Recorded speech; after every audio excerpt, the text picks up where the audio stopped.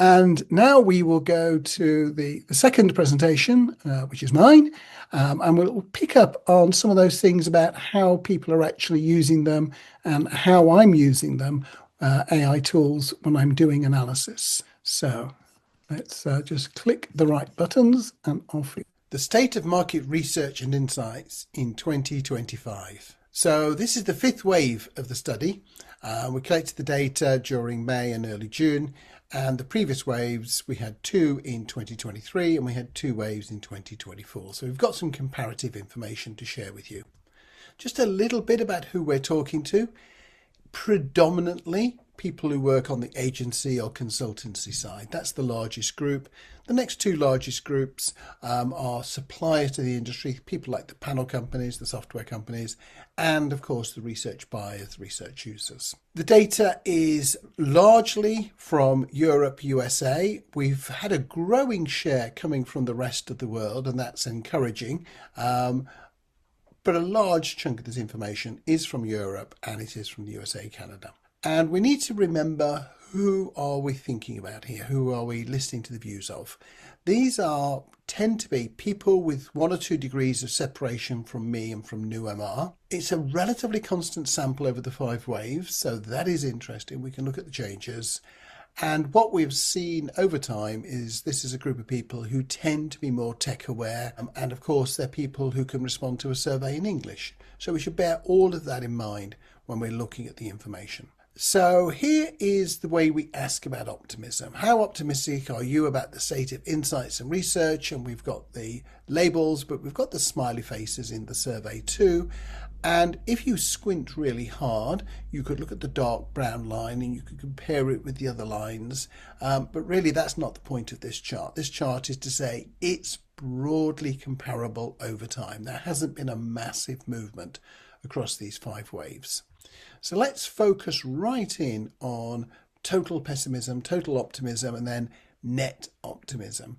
And if this were a perfectly collected probability sample, we would say that at the 90% level, it looks like optimism is lower in June 2025 than it was over the 4 previous sections. I think that's probably true.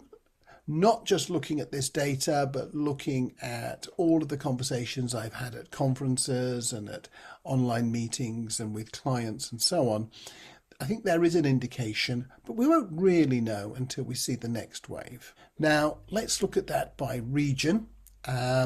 Statistically, we wouldn't want to make an assertion that the USA and Canada was lower. Historically, it's tended to be higher than the other regions. So my gut feel is that it's probably lower, but let's wait and take some feedback in the next wave. And if we look at the data for the different roles, what we have seen in every one of the 5 waves is people on the research buyer side who have a job tend to have a slightly higher level of optimism than the rest of the industry. And that's been a pattern over time. We see that pattern here. It's probably true. So we asked people an open-ended question: what are the most positive things in 2025? And here's a quick word cloud, and what jumps off the page for you is there's lots and lots of AI being mentioned there. I'm just going to flag up synthetic data at the top. So some people think synthetic data is one of the most positive things in 2025. So we asked the ResearchWise AI's data analyzer to group this into themes, and it came up with these themes, and we can see there's a lot of technology and AI, and it's the dominant theme really within that. There is a few other pieces as well, the adapting to change, but it's pretty much around AI. And so I then looked at these groups and pulled out the phrases that seemed to be sort of most salient to me. So AI integration, using AI to assist in just about all facets of the research process.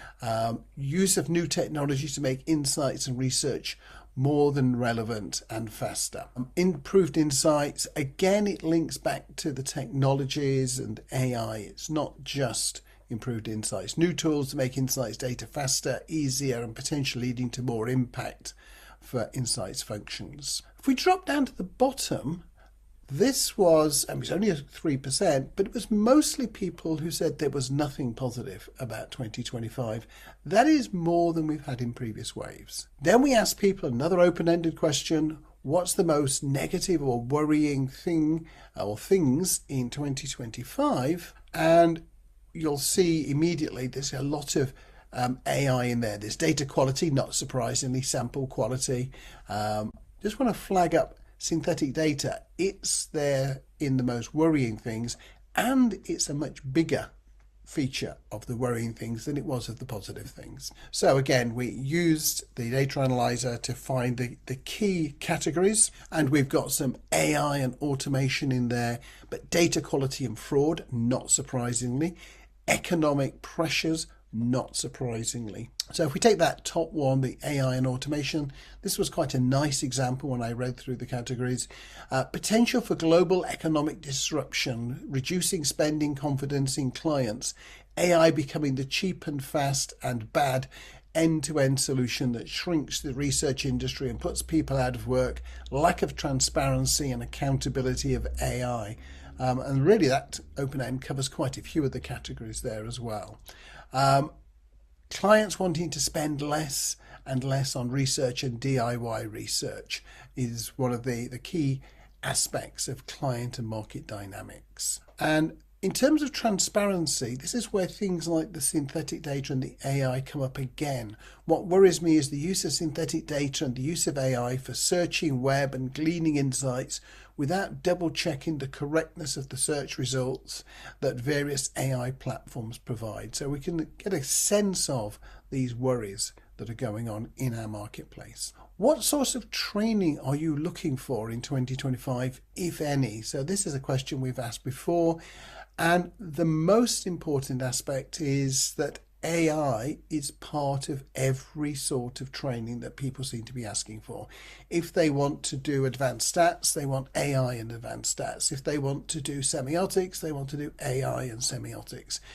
Sometimes they just want to do AI. Some of them want to do programming languages. Some of them want to use AI for strategy. But AI really is the dominant feature that people are asking for. So this was the only category that wasn't AI dominated, the alternative learning and networking. And here's one of the examples when I read through that category: leadership, governance, business partnering, building resilience, all of interest. So we look for online providers, webinars, and local networking events. Interestingly, there is another one that's not AI related. It's not anything else either.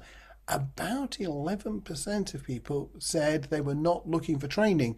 And this is a slightly extreme example of what people said. Mostly they said none, not for me, and things like this. But here we have somebody, none, I'm good. It worries me slightly that the people not looking for training is around the 11%. But then I make some of my living at being a trainer.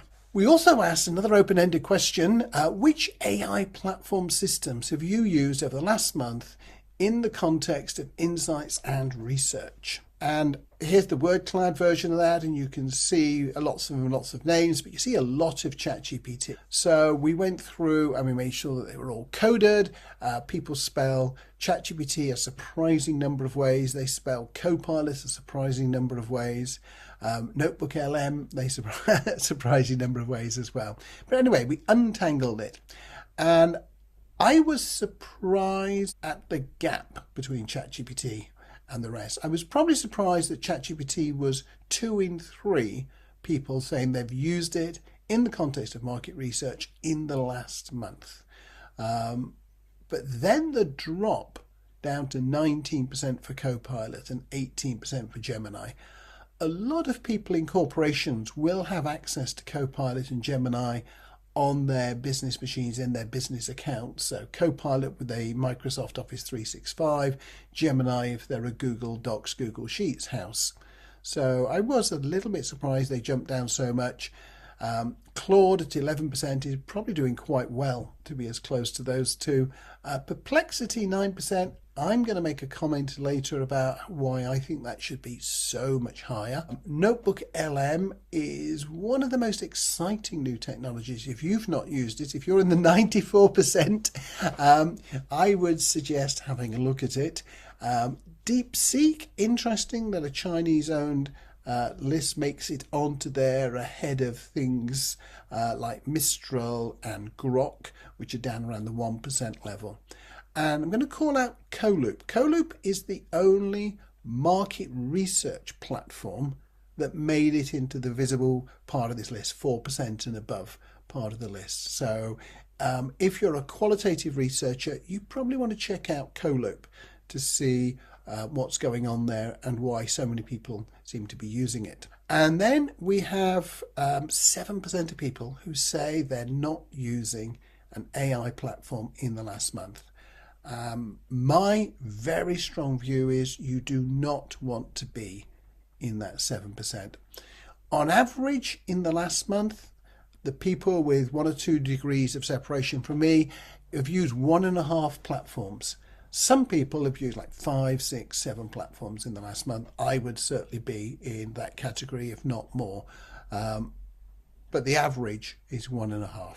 So pulling together everything in the study, plus what I learned from working on task groups with my clients and from conferences, AI is almost the only topic. There are non-AI innovations taking place in the marketplace, but by and large, they're leveraging AI.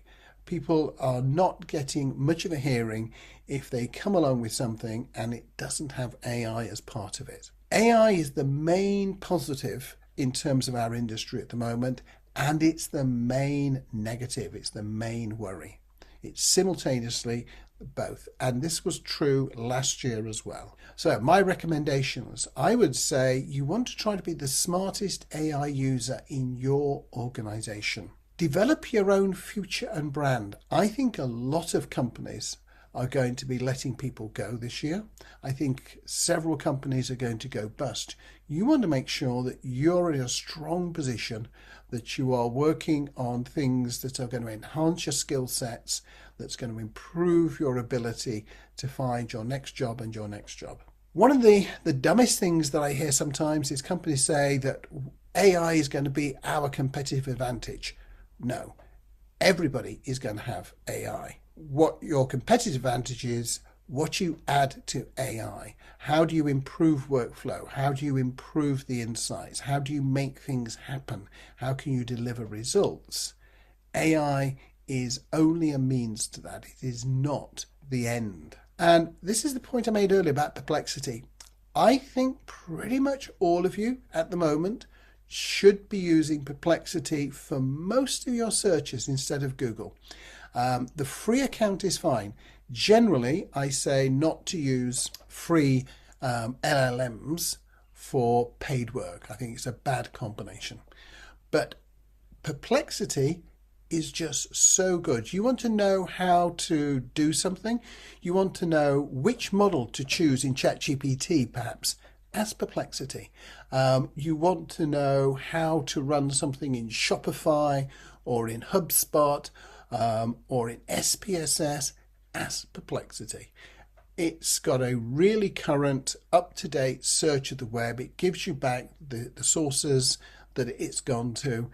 It will just speed you up no end. And I'm going to finish with something that surprised me. So every study that I've run for the last 30 years has had this question at the end of it. Is there anything else you'd like to tell us about this topic or survey? And normally I don't analyze that as part of the presentation. I analyze it a lot during data collection to make sure that there aren't any problems and are there any nuggets and to give me some ideas. But this time, because I'd used the data analyzer from ResearchWise, it got analyzed. And so I looked at the results of that. And what I'm going to show you is the verbatim result from the AI looking at this question. The market research industry is experiencing a rapid transformation, primarily driven by AI adoption. This technological shift garners mixed reactions. Some individuals are excited about AI's potential to revolutionize insights, while others question its reliability and emphasize concerns about data privacy and job security. There's an evident struggle to adapt to these changes as the sector faces declining trust, increased fraudulent activities, and geopolitical instability. These challenges create a need for better integration of AI with traditional methods instead of solely relying on it. Despite these hurdles, there remains a sense of optimism. Many believe that innovation could enhance the quality and actionability of insights as long as they align with evolving market needs and adhere to ethical standards. That, frankly, is a lovely summary of 2025.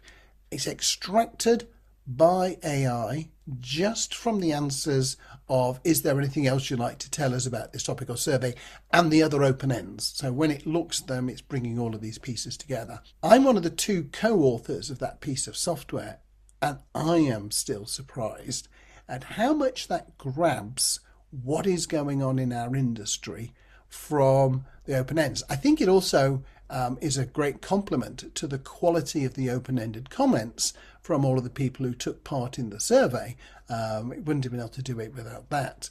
So that, I think, is interesting. If you do want to try it for free, there's the link, and you get lots of free credits. You can do a whole study, at least a whole study for free as part of that. So thank you very much for listening, and I look forward to questions.